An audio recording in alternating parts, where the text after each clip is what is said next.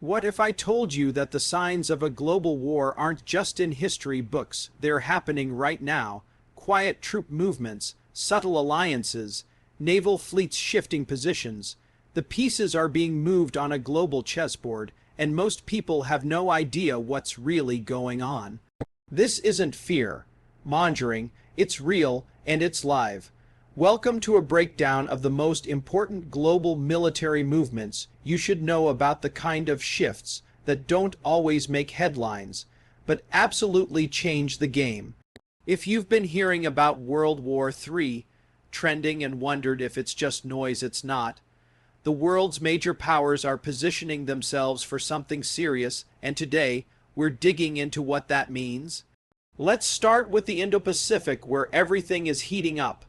The United States has been rapidly expanding its military footprint in the region. We're seeing more joint exercises with Japan, South Korea, and the Philippines. Bases that were once quietly operating are now on high alert. Aircraft carriers are on the move, and not just one or two. Carrier strike groups have been consistently deployed near the South China Sea, and F-35s are flying regular patrols across contested airspace. Why? One word: China. China isn't sitting quietly either. It's been aggressively increasing its presence near Taiwan. Surveillance balloons, air incursions, naval drills, the pressure is relentless. Earlier this year, China even simulated a full-scale blockade of Taiwan. That's not just military posturing, that's training for a potential real-world scenario, and the U.S. is responding fast. Australia is also stepping up. AUKUS, the alliance between Australia, the UK, and the U.S., is now producing nuclear-powered submarines. These aren't just defensive tools. They're strategic, stealthy assets that can patrol undetected for months. If tensions boil over, these subs will be in the thick of it. Meanwhile, in Europe, NATO is running its largest military exercises since the Cold War.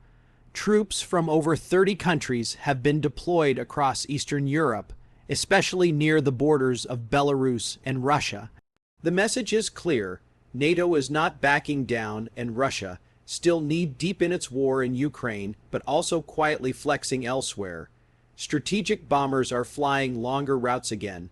Submarines are being spotted in unusual locations. And Putin has been cozying up to non-Western allies, Iran, North Korea, even some African states, to form new lines of supply and influence. It's a multi-front strategy. In fact, one of the most underreported shifts is the growing partnership between Russia and China. They've been conducting joint naval patrols near Japan and Alaska. Think about that: two major nuclear powers coordinating patrols near the U.S. coastline. That's no coincidence. That's a signal. Let's zoom in on the Middle East. Tensions between Israel and Iran are at boiling point. Iranian proxies are becoming more aggressive. Hezbollah in Lebanon, the Houthis in Yemen, and militia groups in Syria and Iraq are all being activated. Israel has responded with airstrikes, cyber warfare, and increased border deployments. The region is a powder keg. One wrong move, one spark, and the situation could explode, dragging in allies on both sides. And then there's North Korea, the wild card. Kim Jong-un is firing off missiles like it's a test range. He's shown off solid fuel ike bombs capable of reaching the U.S. mainland in minutes. But here's the catch: he's also strengthening ties with both Russia and China. Not long ago, Kim and Putin met in person publicly, a rare move that raised eyebrows globally. What was discussed? Arms deals, intelligence sharing? We don't know, but one thing's certain: North Korea is no longer acting alone. Let's pause for a second and think about what all this means. We're seeing simultaneous flashpoints in Europe, the Indo-Pacific, the Middle East, and the Korean Peninsula. This isn't just tension, this is escalation. And in an age where wars are no longer just fought with guns and tanks, but with drones, satellites, cyber attacks, and economic warfare, the battlefield is everywhere. Now here's where it gets even more real: military logistics. Global weapons production is ramping up. The U.S. and its allies are reactivating Cold War-era factories to produce artillery, shells, and missiles. Defense budgets are skyrocketing. NATO countries are investing billions to modernize fleets, fortify defenses, and prepare for large-scale war. China is building warships at a rate the world hasn't seen since World War II. Their navy is now the largest by sheer number, and it's still growing. The pace is unmatched. Russia is digging into Soviet reserves, using older gear. But it's not just a sign of weakness, it's a shift toward a long war strategy. Meanwhile, Iran is building drones that are being used in conflicts across the globe.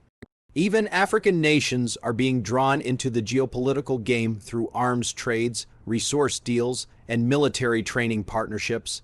The global military map is being redrawn, and the lines are no longer just between East and West. They're between democracies and autocracies, global alliances and rogue states, stability and chaos. And you know what's most alarming. Much of this is happening quietly under the radar. News outlets may report one event here or there, but put the pieces together and the bigger picture is clear. We are witnessing a slow, calculated march toward a wider conflict. It may not explode tomorrow, but the fuse is lit. So what should we be watching for next? Keep your eyes on Taiwan. If China makes a move, the entire global order shifts overnight. Watch the Arctic, where melting ice is opening up new military routes and resource grabs. Track energy routes in the Middle East, and monitor the digital front, where cyber attacks are already disabling infrastructure in peacetime. This isn't about panic, it's about awareness. Understanding these movements helps us prepare, adapt, and make sense of the headlines that seem disconnected but really aren't. We're in a time of realignment. The rules of the last 70 years are being rewritten in real time. And we as global citizens need to be paying attention. If this breakdown helped you connect the dots, make sure to subscribe. I cover updates like this regularly, and staying informed is more important now than ever. Comment below, where do you think the next big flashpoint could erupt? And don't forget to share this video with someone who needs to see the bigger picture. Thanks for watching. Stay informed, stay ready,